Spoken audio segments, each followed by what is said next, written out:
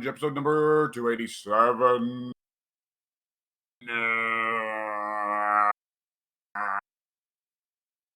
As always, the fourth member of this podcast, Anchoring Overloaded, has just showed up. Oh, good. We are fine though. We are recording. They haven't shut down the recording just yet, so we have to restart. We're okay on that front. Anyway, continue. Excellent. There is Atty there making the commentary about the tech screwing up. And there's also Pink. Pink? Question mark? Pink.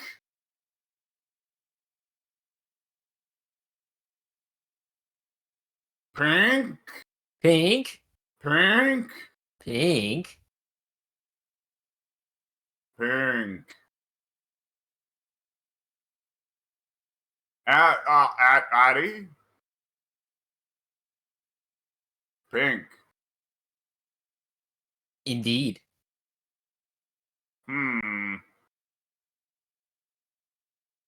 Yes.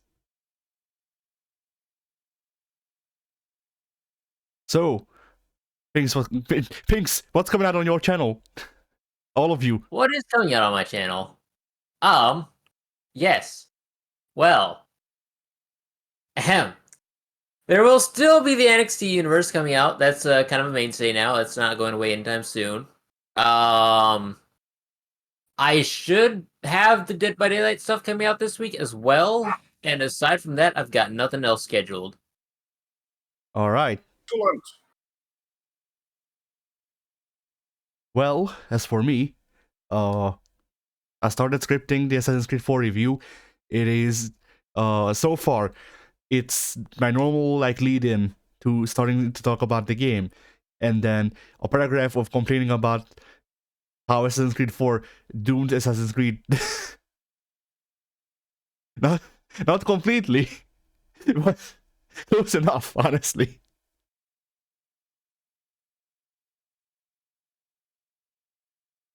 So yeah, the usual fare.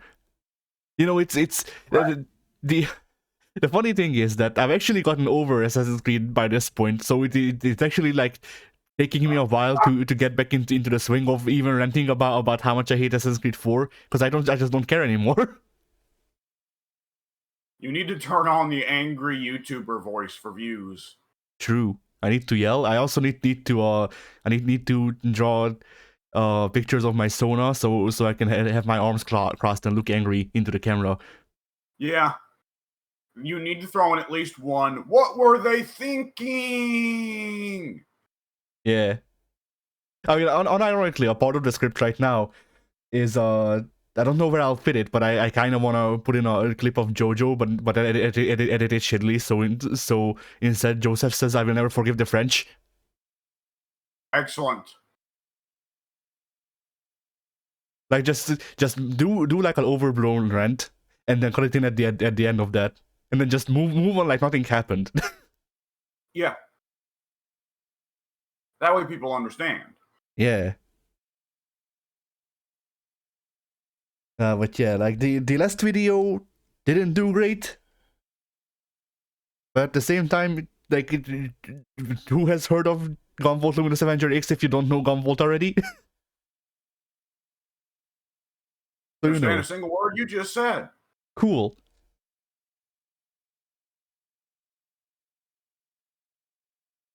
But yeah, hopefully this time around, whatchamacallit, technical problems will not make it so I can show off a specific part of the game that I need to complain about. Like it did with that. And yeah.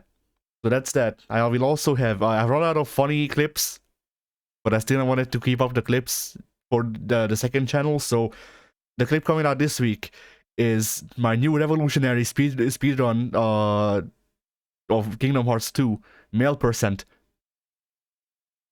Where you have to deliver the mail as fast as possible. I was about to say, male is in the gender? No. Be born with a penis. Speedrun finished. You just skip all of the cutscenes and then just like as soon as you spawn as Roxas. Yeah. Like this the frame that you spawn as Roxas. You just stop the timer. I feel like developers could do that as like a convenience contest. Speed run.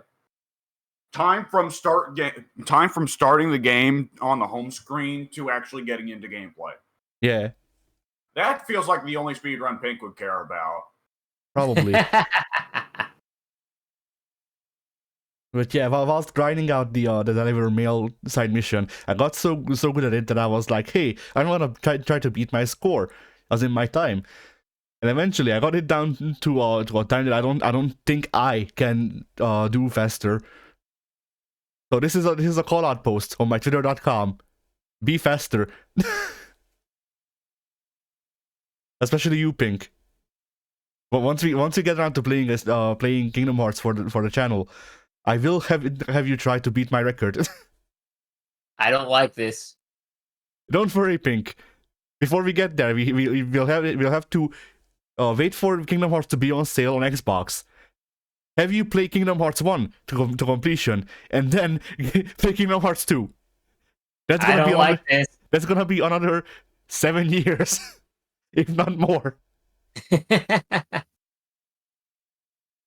Joke that, oh yeah, you'll remember it back by that time. I noticed, oh no, wait, you do usually remember these things. Yeah. Dude, you got a fucking memory like an elephant. I only forget the important things. Well, the important things are fucking lying. Yeah. But yeah, so that's coming out. That's it for my channels, I think. W? Yes, for my channel, expect probably something to do with Total War Warhammer. And I'll talk more about Total War Warhammer in a minute, though. There's a reason why I'm unsure about that. And also expect more Gladius. All right. And then as for the group channel, we have Splitgate Part 3, the series that no one watches aside from Ted, I guess. Yeah? And me, but I don't count myself because, you know, I watch all of our videos for clips. I watch all of our videos for clips. I do this at least 4 times before they get published. Anyway. Every now and then I notice one of our videos in the tide of videos that I'm subscribed to, and I go and give it a like. Yeah.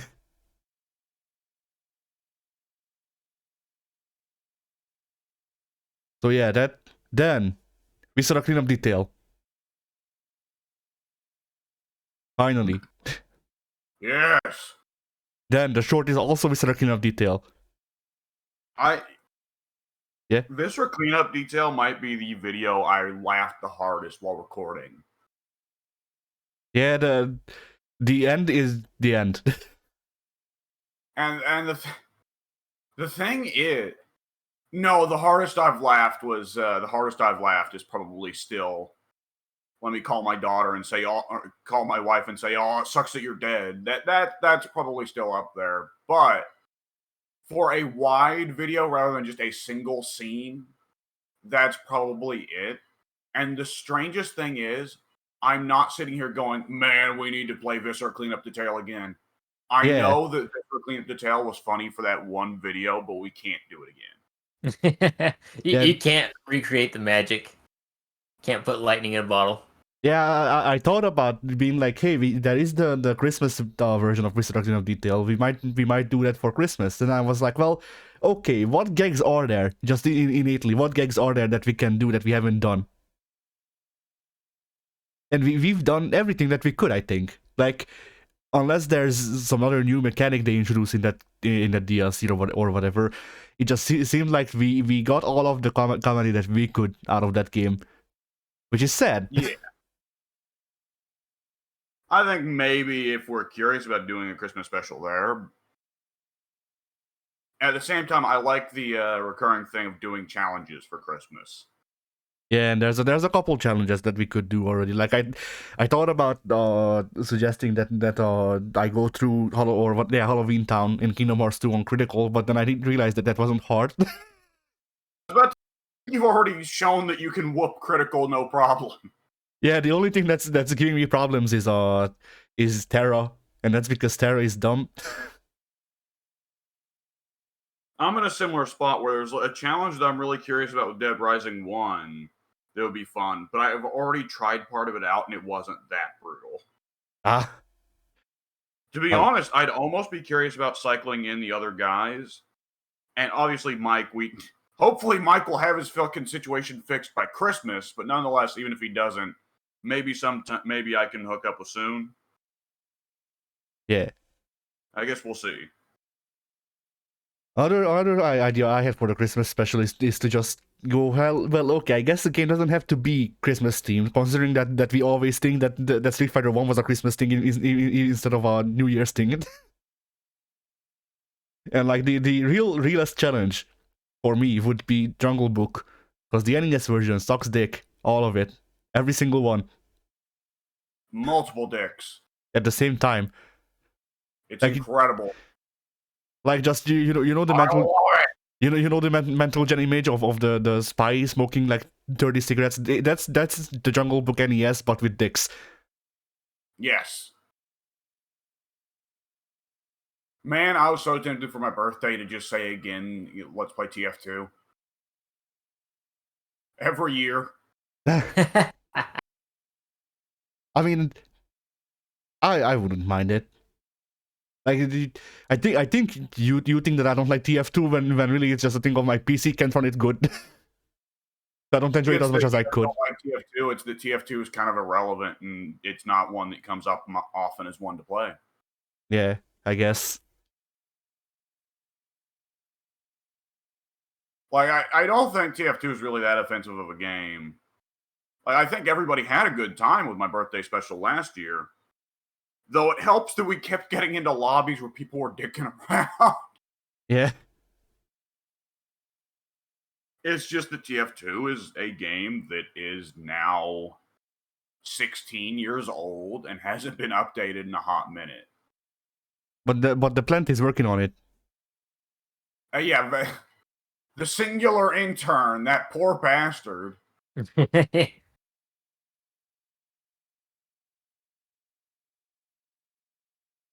So yeah, I genuinely had an idea for a good Christmas special, and I forgot. That's great. Part of the thing that occurs to me is, yeah, wasn't the first time we did one of those challenges? Wasn't it Reindeer Funland? Yeah, I think so. And well, that one made sense initially as a Christmas, like even though it was a challenge.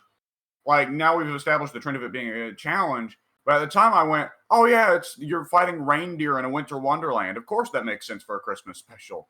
Now it's kind of like, oh, we did Christmas in the desert and then fighting a bald dude in Thailand.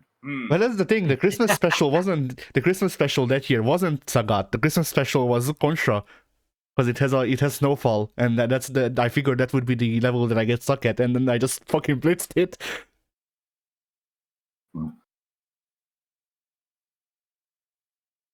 I think you pulled a me there, Addy. I think you just wanted to show off. Yeah, definitely. Which reminds me, I still need to force Pink to play Contra with me on Fight Kid. Beat me in the first to 10.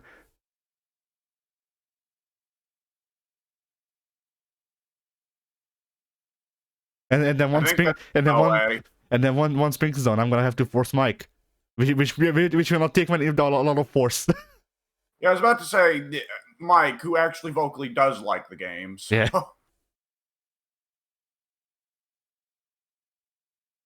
Like at this point, honestly, we need Fight Kid and all that. I'm just gonna run a gauntlet of everyone that we can get to play through Contra 1 with me, and then just make a fucking playlist that's just Eddie forces everyone to play Contra.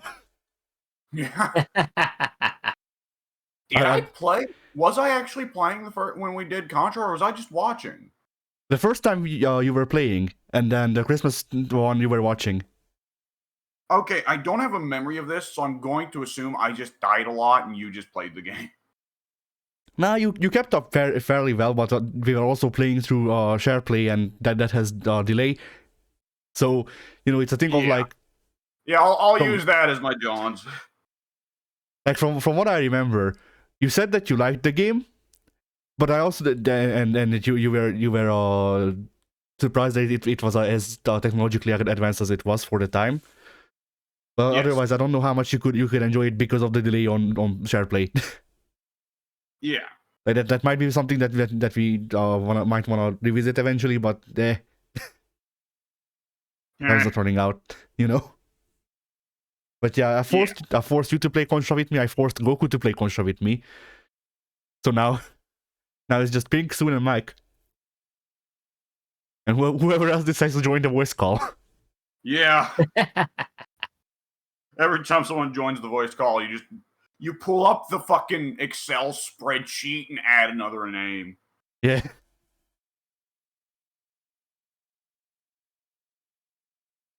But yeah. I don't remember where we were, so whatever. We were talking about what we were doing on our individual. We were talking about what we were doing on the group channel, didn't we? Yes. Okay. Yeah. The last video for this week is Street Fighter 5. The last part.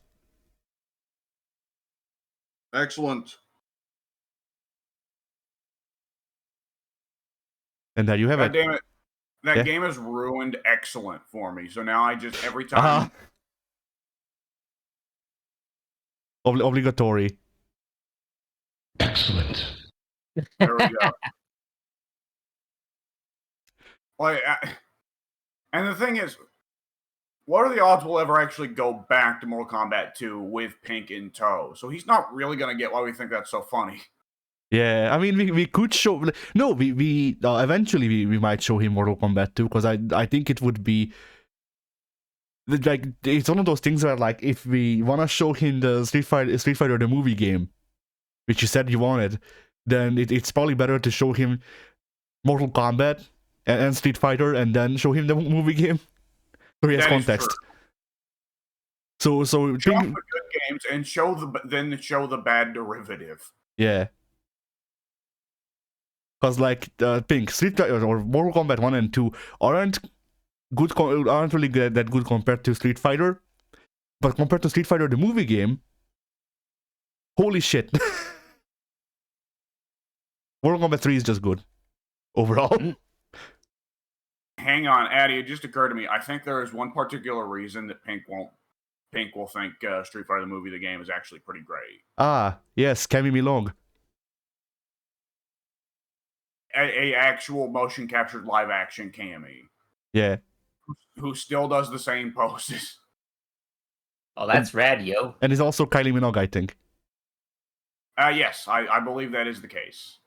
I believe they actually did get every real life actor that played someone in the movie to be in the game. Yeah.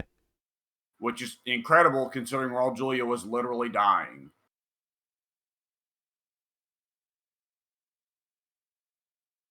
If we ever do Street Fighter the movie, am I allowed to just play Bison? Sure. Yeah. We do a video, you play Bison and no one else. I play Akuma and no one else. Pink plays Cammy and no one else. Yeah. Akuma wasn't even in the movie, mind you. No, he wasn't. He's just in the game for some reason. They got an actor to play him in the game and nothing else. And Dhalsim was in the movie, but he's not in the game because in the movie he's just a scientist, an evil scientist. Even though in the games Dhalsim's a good person. Except for those children's skulls, but you know. Yeah, that's just his collection. Yeah. I mean, fair enough. Everybody's got to have a hobby. So yeah. What was I gonna say? I don't remember. Whatever. Oh yeah, like, you know, I'm really proud of like, you know, sometimes you don't get, you try to name videos and they just don't come. That's how we ended up with Breaker's Revenge being called Getting Revenge the Breaker Style, which is just a very, like, Mac Muscles title. Yeah. But I'm really proud of titling the Mortal Kombat 1 and 2 video, because those didn't have enough content in them to make a full video. I'm proud of titling that The Excellence of Execution. Nice.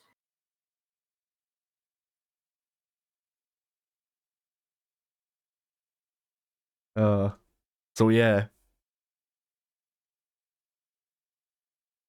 And you'll get to see those videos in half a year. I'm not joking. Yeah. Mortal Kombat 1 and 2 are coming in August. Shoot. Yep. Good God. Yeah. Like the I mean, the thing is, technically we didn't record that many fighting games. The thing is, we played CVS2 enough for 4 videos. Yep. We played SVC for 3. We played Karnov for 2. Like, of all fucking games, Karnov. yeah.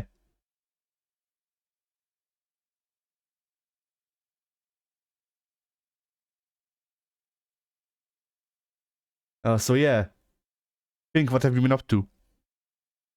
What have I been up to? Not much, honestly. It's just been a lot of 2K22.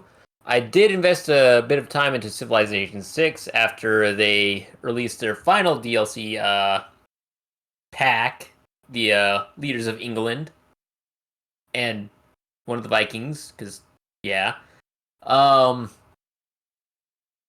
Those... They had unique abilities, but nothing really stands out to me as much as the normal Victoria, because she's got the fun intercontinental bonuses. But the Age of Steam Victoria persona that they had unleashed upon this world is really stupidly overpowered, in my opinion. Because Oh, good, and it's the final update, so she's there forever now.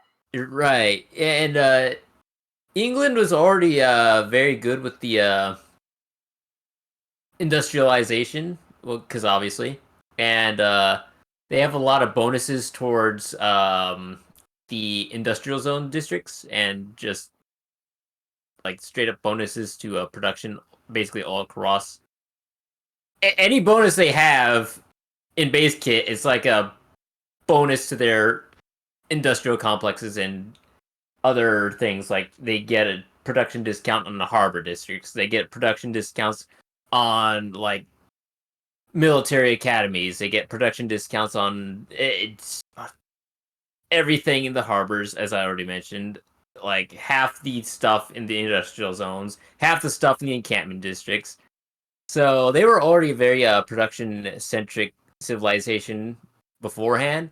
And then they gave us the Age of Steam Victoria, who just gets like flat bonuses to production from her industrial zones. So you took a very strong production based civilization and made the production better, and it's stupidly good and overpowered, and I love it. But before that was their Great Builders pack, and I had not invested a lot of time into that because I've been busy. But I did play as Ludwig the other day, and he's the guy who gets all the bonus culture if he's got a wonder adjacent to a specialty district of any sort. And then that turns into tourism once he researches castles. And he's very good at steamrolling through the civic tree in the early game. So much so that your civic tree will probably be researching stuff in the medieval to early Renaissance era while you're still in the classical era. Jesus. And your science tree is still in the classical era.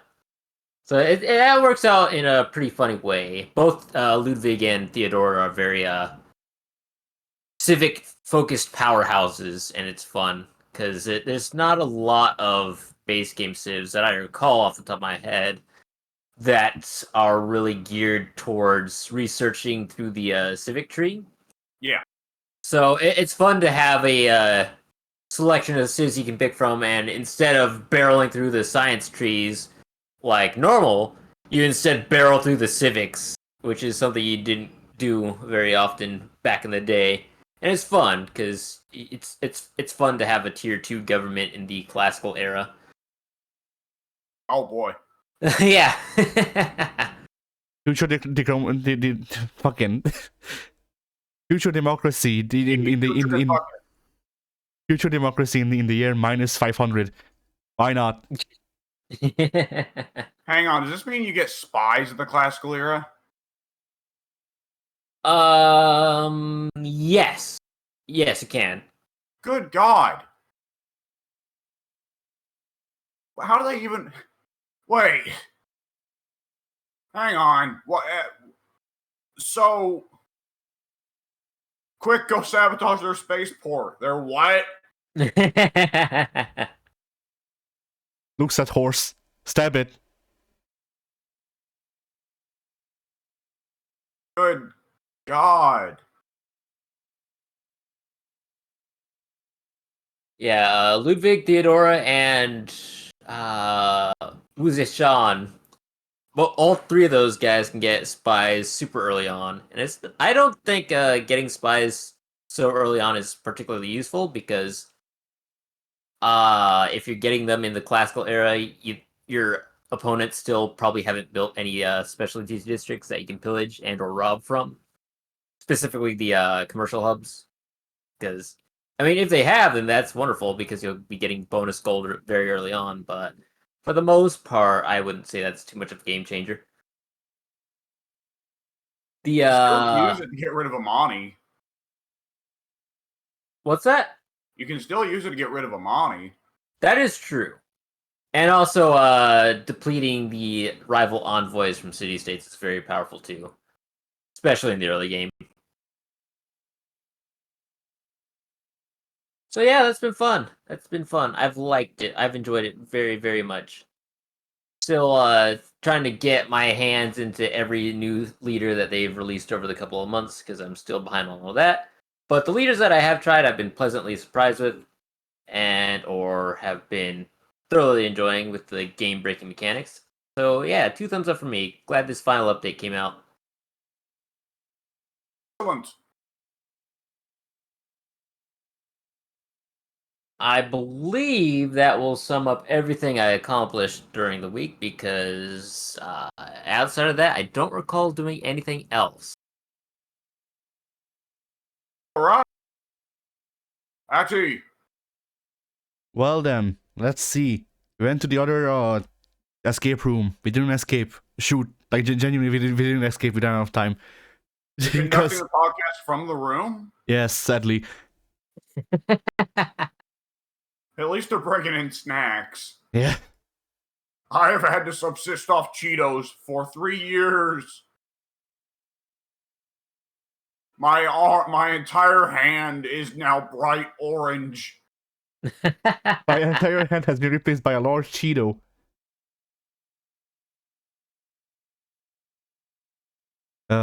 You know, like the reason that we didn't escape is because the guy, the game master, was like, you don't need to how do I put this? Like the puzzles are self-contained into the room, so like you don't need to solve one puzzle to get the piece of another puzzle in another room and stuff like that.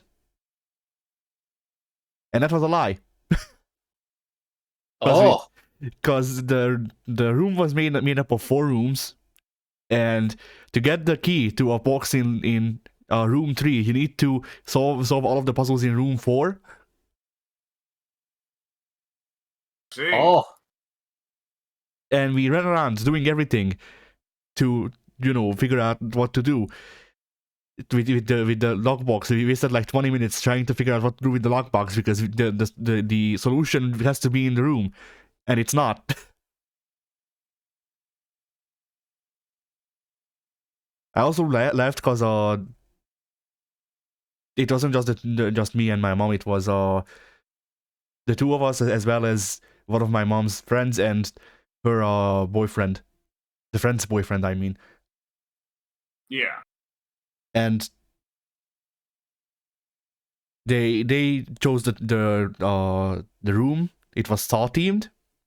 The introductory video was just I don't know if either of you saw that. I might need to post it later, but the introductory video was genuinely just the fucking Jerma guess bit.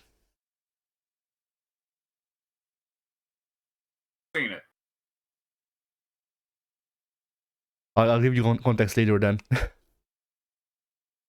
But yeah. Overall, it had better production values than the other room, but it kind of felt worse for it. Like with the other room, it felt more, I don't know, like homey. And really, like the thing that really made a difference to me is that despite the lack of production value in the other one, they had small details like the room that you were supposed to be trapped in was like a sanatorium. So they had a bunch of like empty vials of drugs, and like, you know, the cardboard boxes that the drugs come in emptied out, and just the cardboard box squished to represent that the box is there. And stuff like that. Like, you know, it's that was imaginative to me. It made it feel like more doing its purpose of, you know, establishing that this room is this room, whereas the saw room was just empty. It was the most of the props were just like, oh, spooky chain on the wall, which, like, that's also the Saw movies, but you know, I also don't like the Saw movies.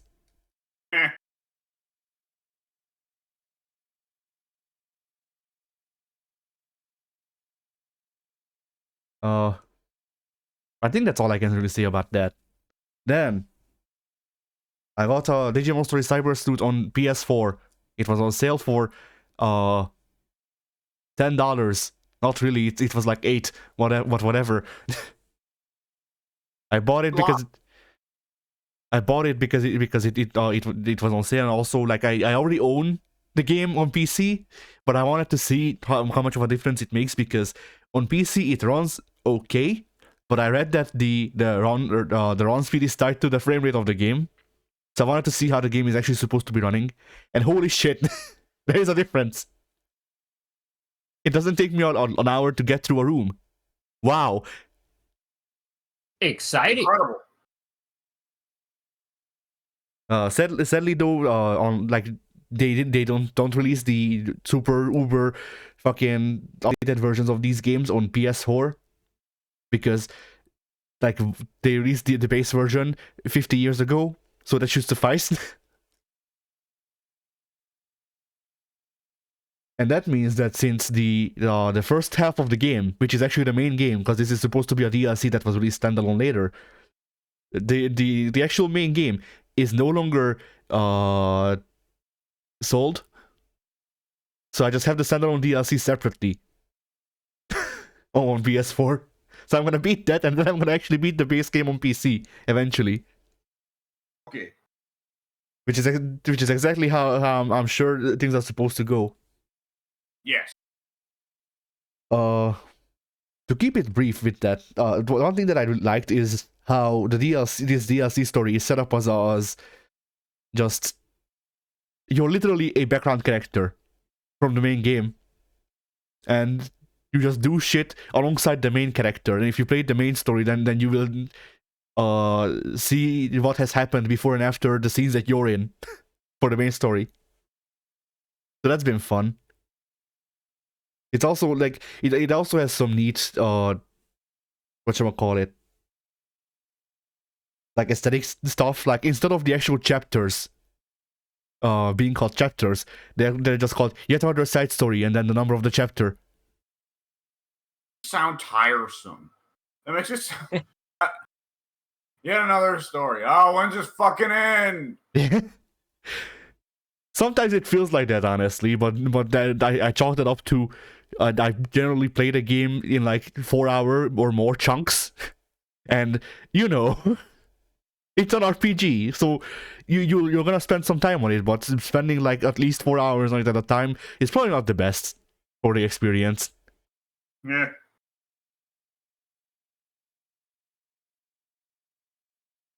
But yeah, like, I like how the whole thing is just the main character guy going, I want to be my own story's hero, but also I'm just literally the most blandly written character, and I hate that.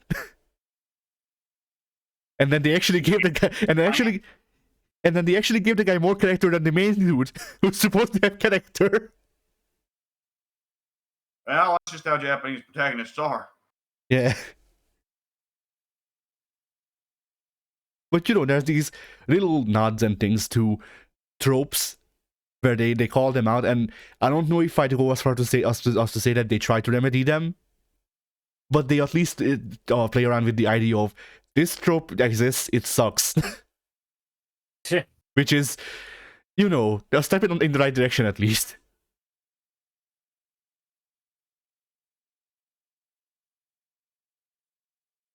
And I think that's all I can really say about the game. It's a lot of fun. It's a good Pokemon alternative. I'm really trying to get through these games so I can see what they're about, because they've already announced that the next Digimon game they're going to be releasing is one of these. So I just want to know what I'm in for. And I already know what I'm in for is not paying the translators shit. Who needs them? We have Google Translate. Yeah. Like, you think I joke, and I wish I were, but they actually just did. Bandai actually did literally just that for their new series, which is they did a webcomic series, and they're like, oh, it's gonna have an English version, and then you go on the site, and it says machine translated. Yeah. So you know, a lot of effort into paying translators, Bandai. I wonder why more people aren't into this series, huh?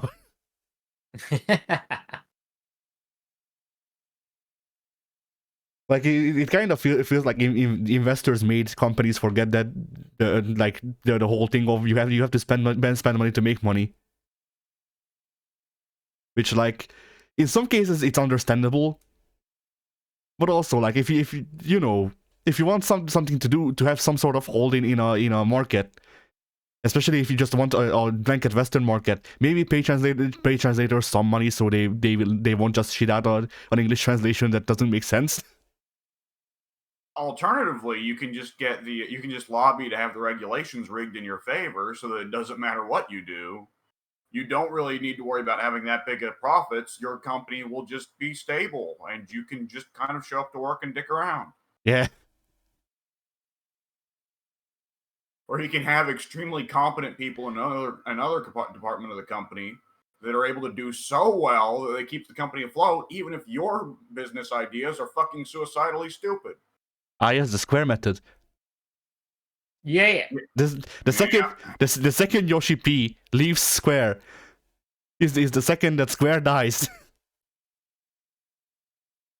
Was it Square where Mr. Inside Trader Man was doing that, or was it Sega? Yes, it was Square.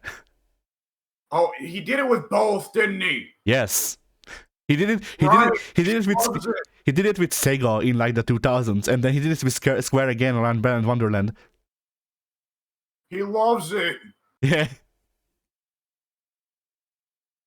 Hank, there is the guy who made Sonic the Hedgehog is notorious for the fact that he is floated between apparently several video game developers and will not fucking stop insider trading. He keeps getting caught for it and, naturally paying the price for it, but he keeps doing it anyways. Ah. The creator of Sonic and insider trading, name a more iconic duo. Yeah. Well, Yoshi cheats on his taxes. Sonic does insider trading.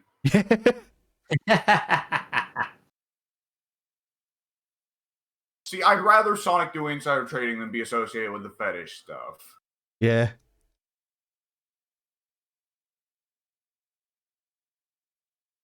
I am lucky that I haven't seen a lot of Sonic fetish art somehow. You, out of all people, seem like you would deliberately go out of your way to find it. Nah, the times when I have seen Sonic fetish art was, I think, twice on Wine Sauce. Both of them on Wine Sauce. There is the compilation that starts off that one episode of Super Best Friends. Oh, okay, them two, I guess. Yeah. I've never paused on that particular stretch for a reason.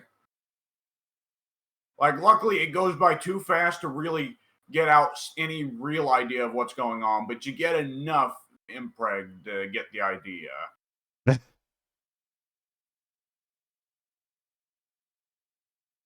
I mean, like, once again, we come back to this, but I think a part of why I don't remember a lot of those happening, if I even remember seeing them, is just because I can't comprehend it. It's not even there for my brain. So the horror is too much. Yeah. Oh wait, I guess the one Sonic Emperor picture that I remember is the one with Shrek, where I think it's Shrek is pregnant with Shadow or something like that. Or no, I think it's Hey, Shrek and Shadow are together, and Shrek is pregnant with SpongeBob, something like that. right, which is almost certainly a satire. Yeah. Almost certainly.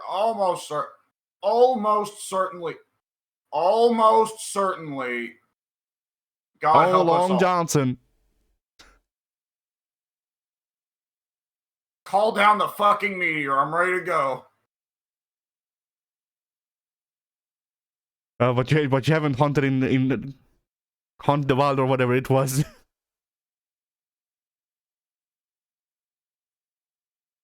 Hunter Call of the Wild. There we go. God.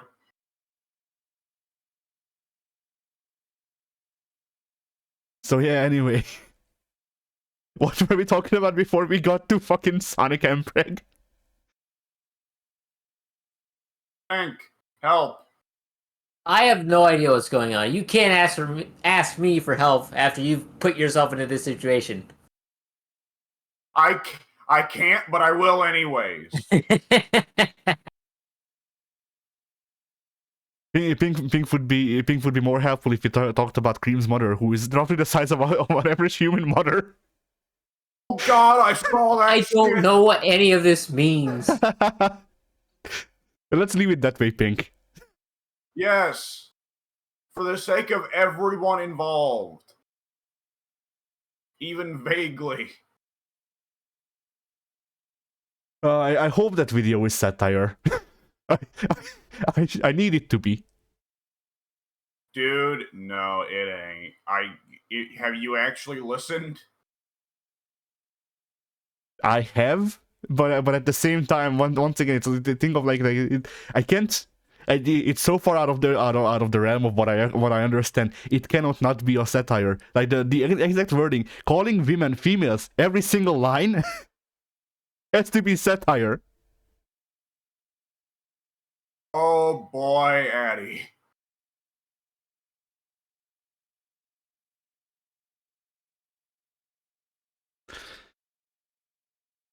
Like you'll notice that I don't take as much emotional damage from things like this, just because I have a basic defensive system that has to be a joke. Like that's a joke I'd make. No. Dude, that one, the joke usually is psychic damage, but like, I'm not actually bothered, right? That one actually fucking got me. I was disturbed for the rest of the fucking day. Like the joke for me. Not gonna lie, that video made. You know what? I'm not gonna say it, but it was bad. Yeah, that video made the sad case not as sad. I'm gonna assume is what you were trying to go for. Anyways. Yeah, the thing I find funny about that video is just the exact wording of like the comparison of being the average size of a human mother. Who comes up with that and why? And I know who comes up with that because they made the video, but why? Anyway. God help us all. So yeah. Let's see what else did I do this week? I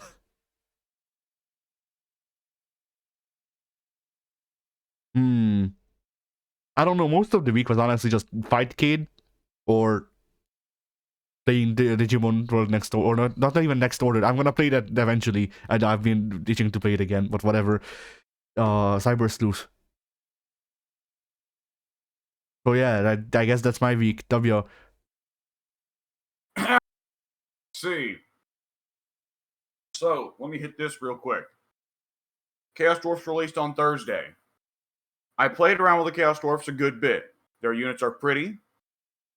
Their campaign mechanics are wild. They have easily the most advanced economy in Total War Warhammer. Total War Warhammer, a lot of the races boil down to make money building, get money.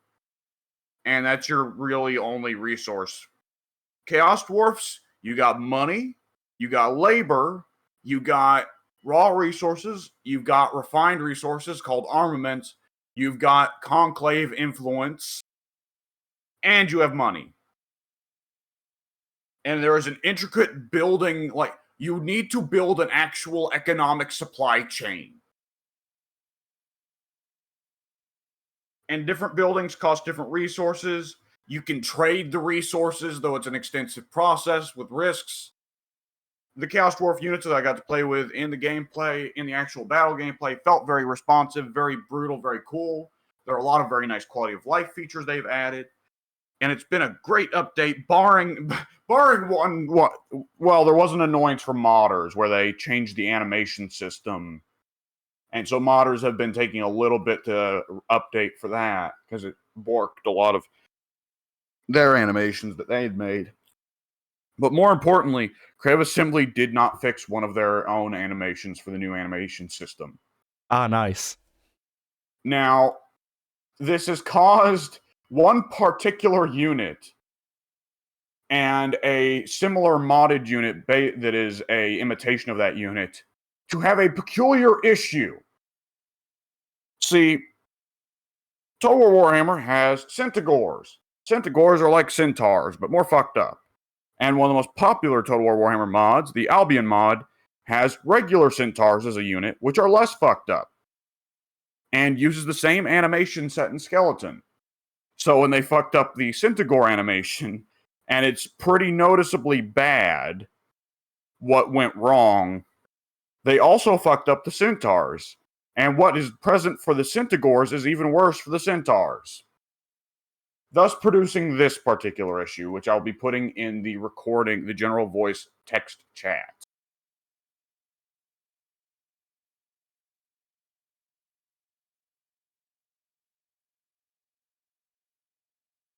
Oh my gosh. So, as you can imagine, that's supposed to be a regular nice. human face. That's supposed to be a normal centaur without a fucked up. He looks like He's becoming Kermit. I don't see a problem. He just looks French. Addy, have you seen those memes with Simpsons of the guy eating the lemon? Yeah. He looks like he just had a lemon. He just ate an entire lemon. I mean, he reminds me of Assassin's Creed Unity. That's why I said he looks French. Oh, well, the eyes shooting out. Yes, absolutely. It's amazing. I've also heard they made some graphical updates for some of the units. I actually haven't taken a look yet. Because here's the thing. It's an amazing update that is going to be great when I really get to play it. The trouble is, boy, did it release at the wrong fucking time. Because I am shoulder deep into a Fire Pro wrestling binge. See, I mentioned on last week's podcast that I had to reset things because the thing that I kind of knew was inevitable had finally come. See, let me put this out there for Pink, because Pink also has Fire Pro. There is a soft limit.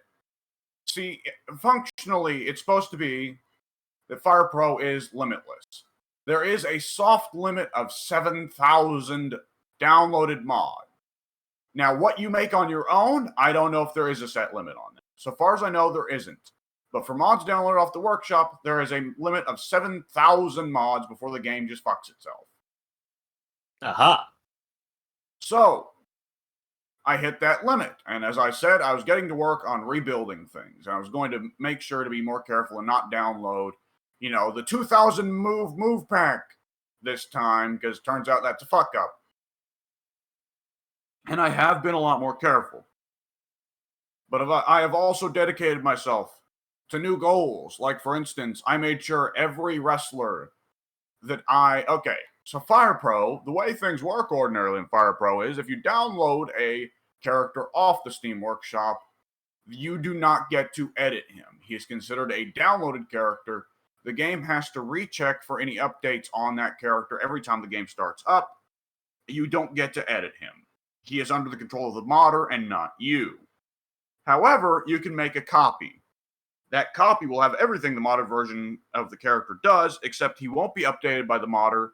The game won't have to load him up at the start of the game, and you can edit him. So, to make sure that we don't hit that 7,000 mod cap, see, before I was slowly making clones of a lot of the wrestlers I was downloading, but only as I was working on them. You know, only as I'm like, oh, I downloaded this new move, it'll be great on Edge, so now I'll go and finally make the clone of Edge. But up until that point, Edge was a modded character who was sitting there and having to be loaded at the start of the game every time we started the game, and was at the behest of, controlled at the behest of the modder and not me, the character maker, whatever you want to call him. This time, I have gone through the painstaking process of downloading what must now be over 1,000 wrestlers and going in and copying every individual one and specifically organizing them in alphabetical order, every one. And I feel like I am mostly done with the process of making the roster. I am sure there are several dozen wrestlers I've forgotten, but I have a strong feeling I won't notice I've forgotten them until I get you guys in a game at some point and you go, hey, where's Doug Basham? How can you not have Esarios? Where's Snitsky? You know? Yeah. Which I don't think I have Doug Basham or Snitsky, but I'm hoping at Addy, what was that? Why did you want to play Doug Basham that day? That's a joke, because why the fuck would you have Doug Basham?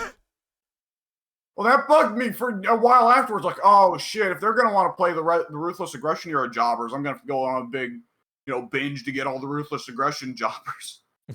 No, it was genuinely just to think of, like, who's the most obscure asshole that I can think of. Oh, you know what? I'm not really close to done because I haven't started on the celebrity wing yet, or the fictional character wing yet. Yeah, the fictional characters like Ronald Reagan. Yeah, or the celebrities like Kirby. Yeah. And of course, we haven't made our guys yet. That process has not yet begun again. But nonetheless, I'm also trying to be very controlling about the moves that I download. And I've found there are a lot of modders that, for whatever reason, make moves that are just identical copies of moves that are already in the game without stat changes. And a couple of those modders are also the big character makers and will make it so you have to download their moves to not download their character. I don't know why.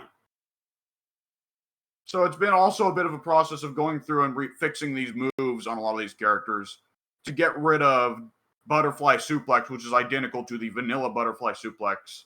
But for whatever reason, they attached it to their William Regal edit, and you're not allowed to download the William Regal edit without it. So it has been a workload that I am nonetheless thoroughly enjoying because there is something wrong with me. Why am I this way? Do any of you guys know? I don't have a clue. Maybe I need to get checked out by a doctor. Doc, you gotta help me. I enjoy working tediously on video game rosters. My wife says she's gonna leave me. I diagnosed you with dead. Oh no! Anyways. So, other than that, I've been slowly hitting... The movesets have not been a priority just yet, other than a couple examples of stuff that just has to be got in. But one priority I've made this time that will be a big change for you guys coming in is I'm getting rid of the damn photorealistic faces. So you guys remember how there are some characters, especially the New Japan and Stardom DLC characters, who they went with photorealistic faces for instead of little sprite faces. Yeah. And so you'd have this roster set up of like, okay, we got sprite equivalents of John Cena, Hulk Hogan, Kurt Angle here, and then photorealistic Kazuchika Okada, but he's still got like a giant head. So he just looks like this weird alien from another dimension. Are you telling me he's not? Kenny Omega might be. I've also been going through for these New Japan Stardom people and trying to give them a full set of 4 alternate outfits. Let me tell you, that's harder for some folks than for others. I don't know why I thought you were going to say, give them a full set of forearms. You know, they like them. Yeah. From what I've seen, Pink, Kushida don't mix it up much with his outfits. He can get white shorts, black shorts, or acid jeans. There you go. Yeah. Medley, he doesn't need much.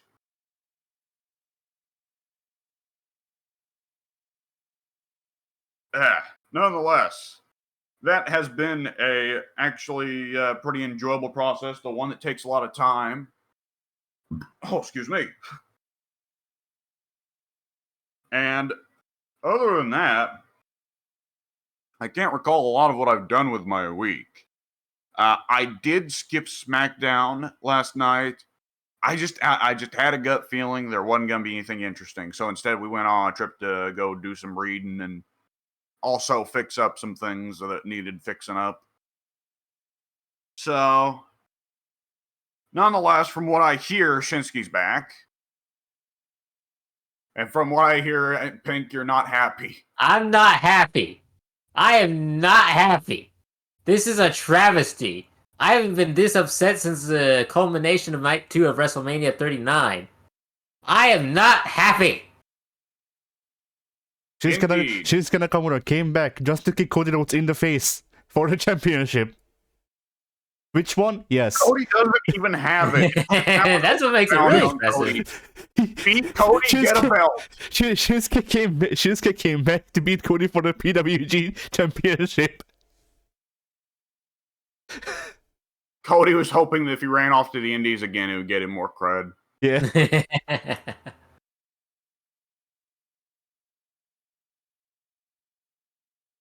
Oh boy. I was gonna make a joke about the ROH belt, but that's in AEW, so. Yeah, that's now the, I guess we'll just put a belt on Cesaro to try and put him over belt. Yeah. I mean, look. It was Chris Jericho's before. I don't know which one's better. What? Cesaro, the thing is, like, Jericho was a just what the fuck choice. Because, like, Jericho, okay, Cesaro does have a big history with Ring of Honor. Cesaro was part of that whole era of, you know, the Indies being the thing that everyone kept an eye on, and Ring of Honor being pretty well the epitome of that. But Jericho getting it was just like, what? And part of it, yes, is the fact that Jericho is notoriously pushing heavily to get himself over and increasingly seemingly becoming the very evil which he once fought against. You know, he cast the ring into the fire. No!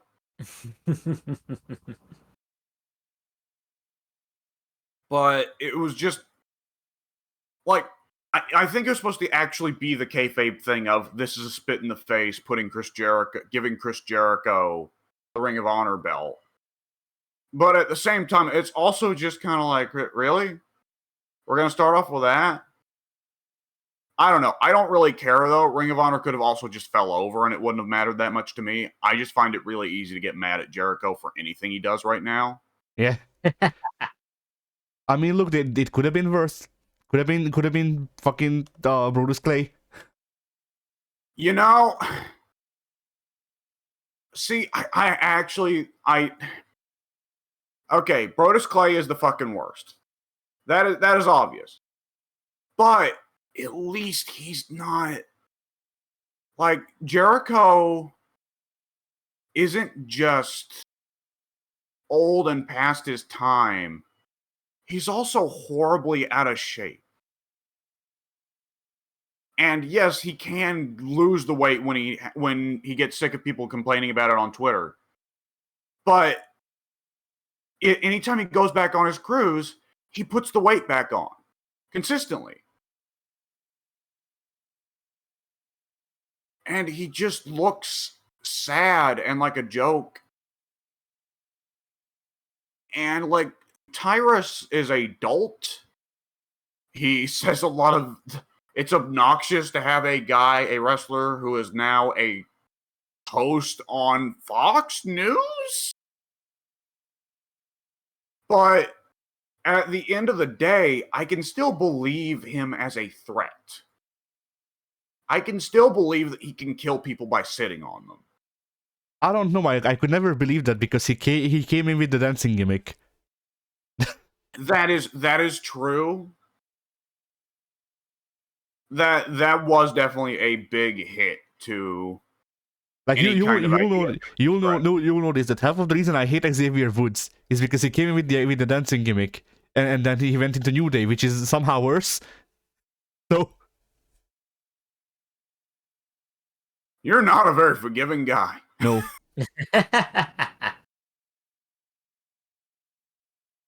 Like, you know, I'm willing to give people a chance, but when the chance that they like when they use those chances to show me fucking here's the rehashed black person gimmick that's not Ron Simmons, or here's just actually racism at first. I'd send Xavier Woods out wearing a Spartan helmet. What about him wearing a Spartan helmet? What if they had sent him out wearing a Spartan helmet, though? Doing the dancing gimmick? Would have been just so dumb. No, I mean... No, wait, hang on, I said Ron Simmons. No, what if they sent Xavier Woods out wearing a Spartan helmet? No, I know, you said Xavier Woods, I just don't know what you're talking about. Ron Simmons used to wear a Spartan helmet. When he initially debuted in WWE as a babyface, they sent him out wearing a Spartan helmet for some fucking reason. I mean, if they built him up as a threat, then I could have believed Xavier Woods with a Spartan helmet more than I could Xavier Woods dancing with Xavier Woods being a fucking minstrel. None of his hair has ever fit into a Spartan helmet is the issue. Okay, as we all know, that's the big problem there. Dumb question. Couldn't he glue it down? Probably not. At this point, definitely not, but I don't remember his hair when he debuted.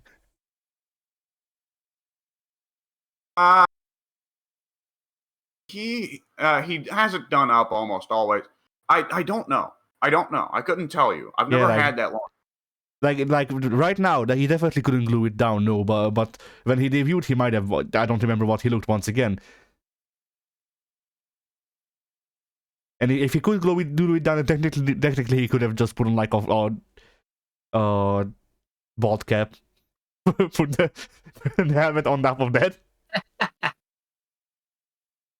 And then just rip it off when the match starts. And beyond that, any talk of relevancy of like what could have been with him is kind of irrelevant, just because no matter what, he wasn't going to be. The only difference between him being in New Day and him not being in New Day is that if he wasn't in New Day, he probably would have been fired for the Page thing. Yeah.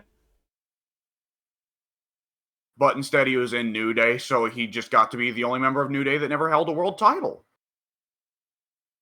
And people keep harping on about how they should just forgive him for coming on a belt.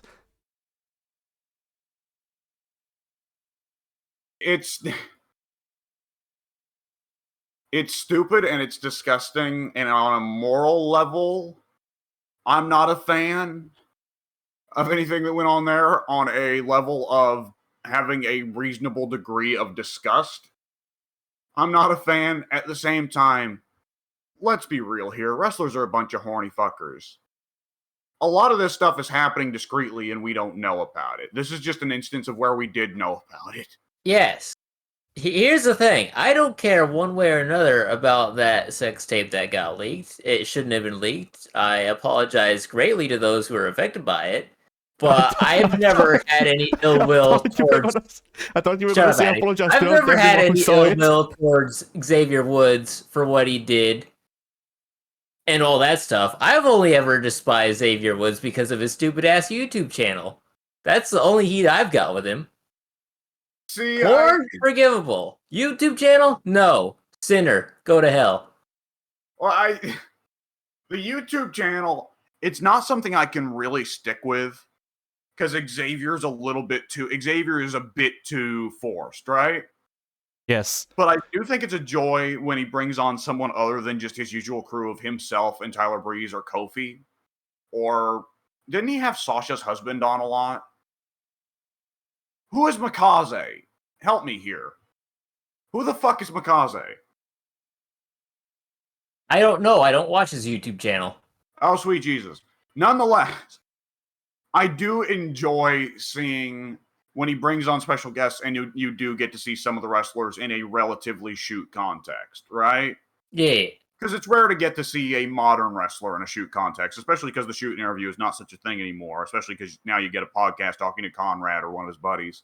Yeah. And it's just a joy seeing, like, he only got Roman on there a couple times, and Roman was a joy because Roman is so much not the hyperactive YouTuber that the others are. It was a video, I think, of Call of Duty. And they were playing 4-player Call of Duty. It was Xavier, Tyler Breeze, I think, Cesaro, because Xavier's joined at the hip to both men, apparently, and Roman. And Xavier and Tyler are just going nuts with the full-blown YouTuber. Oh, my God. Oh, and Roman is dead silent, except every now and then. That was pretty good. Behind you. Okay. And they get to the end, and the scoreboard goes, Xavier Woods went KD ratio 2-9. Tyler Breeze 0-7. Cesaro 4-5. Roman Reigns 20-1.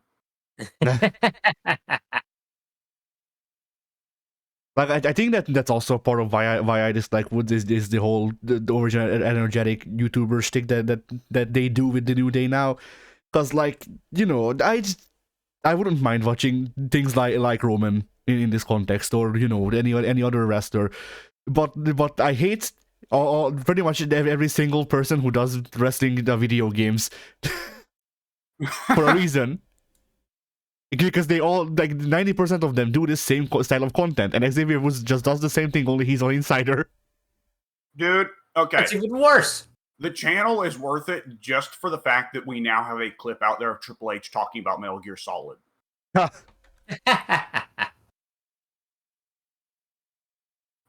I believe the context was just simply they were talking to Triple H, and Triple H said the last video game he ever beat was the original Metal Gear Solid 20 years ago.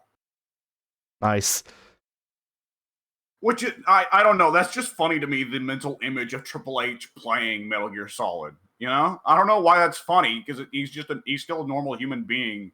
He's just so big. I find that really funny. Like the thing, the reason it's funny to us, him playing Metal Gear, is that these people were built up as larger than life. So you don't expect them to just give into trifles such as video games or whatever. No, they like Triple H lives in a gym. He works out 27 hours a day, and then and then once every Saturday he breaks down cement, or he breaks down a brick into cement or whatever cement dust, and just drinks that. Every Saturday he goes on a shopping trip to get a new pack of sledgehammers. Yeah. Like, that's the sort of image that they've cultivated for Triple H and people of that era and before. So, it's weird to see them in contexts like that. Whereas, like, with the new gen, it's just like, well, of course Cesaro plays video games. You know what's he's never amounted to anything. You know what's the other one that's super weird to see? What? I was watching at some point, this was probably several years ago, Xavier and Kofi, I think, sit down to play Street Fighter 2, the original. And Mark Henry just wanders in and goes, "Oh, E Honda, that's my dude."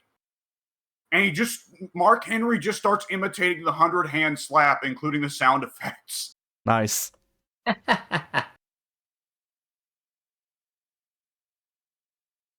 Oh man. Anyways, what were we talking about that led to this? SmackDown. Shinsuke, Right. Shinsuke came back to kick Cody for the championship with Xavier Woods' coming it or something. Yeah, exactly. Boy, wouldn't that be an interesting one to see? Yeah. The Xavier Woods come championship. I mean, if Russo came back, God save us. Well, God save us, yes. Also, poor Charlotte having to have that belt after Paige. Yeah. You think she washed it regularly? But you can never wash it enough for it to be clean again, you know? No. Yeah, like she on your mind anyway. After getting it, she just soaked it in like hypo for like a week. Yeah. Why is the Divas belt white now? I don't know. Shit just happens, man.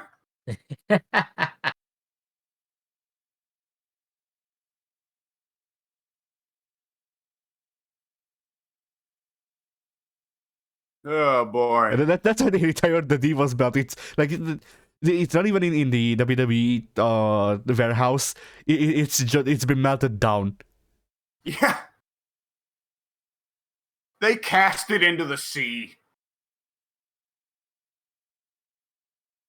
The one they have in the WWE office is one of the replica belts. Yeah.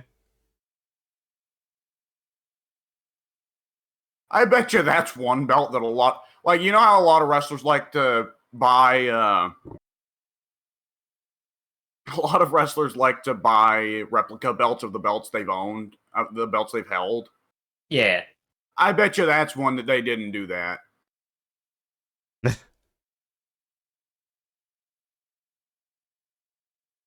Who knows? Oh boy.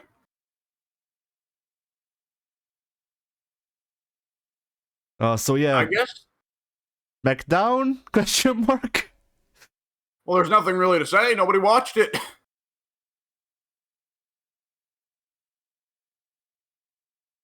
Okay then. Yeah. I believe probably we can go ahead and wrap this up then. Yeah. Excellent, Addy. Addy. Mouth was shut. Oh,